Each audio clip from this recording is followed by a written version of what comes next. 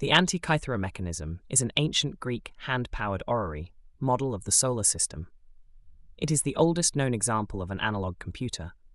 It could be used to predict astronomical positions and eclipses decades in advance. It could also be used to track the 4-year cycle of athletic games, similar to an olympiad, the cycle of the ancient Olympic Games. In astronomy, the saros cycle is a length of time covering exactly 223 synodic months, 18 years, 11 days, and 8 hours. The mechanism's largest cog has 223 teeth, each tooth representing a month. The earliest discovered historical record of what is known as the saros cycle is by Chaldean, neo-Babylonian astronomers in the last several centuries BCE. It was later known to Hipparchus, Pliny, and Ptolemy. The name saros was applied to the eclipse cycle by Edmond Halley in 1686, who took it from the Suda, a Byzantine lexicon of the 11th century. The Suda says, "The saros is a measure and a number among Chaldeans.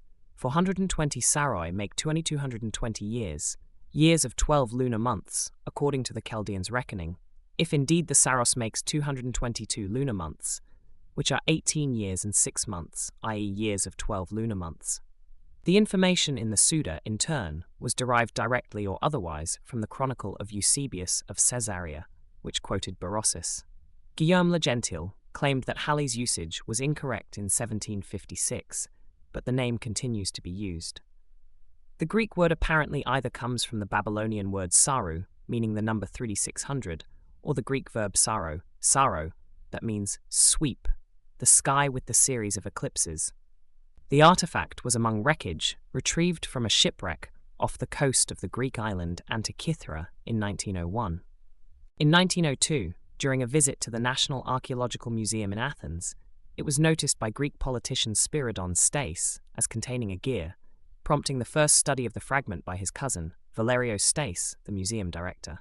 The device, housed in the remains of a wooden-framed case of, uncertain, overall size 34 centimeters, 18 centimeters, 9 centimeters, 13.4 in, 7.1 in times 3.5 in, was found as one lump, later separated into 3 main fragments, which are now divided into 82 separate fragments after conservation efforts. 4 of these fragments contain gears, while inscriptions are found on many others. The largest gear is about 13 centimeters, 5 in diameter, and originally had 223 teeth. All these fragments of the mechanism are kept at the National Archaeological Museum, along with reconstructions and replicas, to demonstrate how it may have looked and worked. The instrument is believed to have been designed and constructed by Hellenistic scientists and been variously dated to about 87 BC, between 150 and 100 BC, or 205 BC. It must have been constructed before the shipwreck, which has been dated by multiple lines of evidence to approximately 70 to 60 BC. In 2022, researchers proposed its initial calibration date, not construction date, could have been 23 December 178 BC. Other experts proposed 204 BC as a more likely calibration date. Machines with similar complexity did not appear again until the 14th century in Western Europe. On the front face of the mechanism, there is a fixed ring dial representing the ecliptic, the 12 zodiacal signs marked off with equal 30-degree sectors.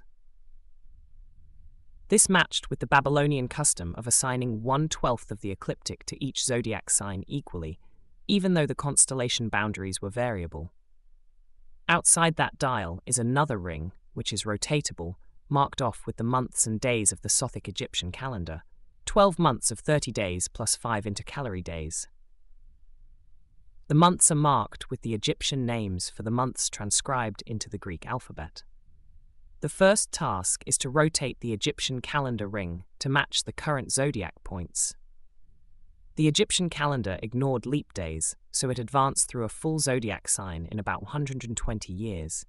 The mechanism predates the water-powered mechanism of Su Song's astronomical clock tower by about 1,000 years.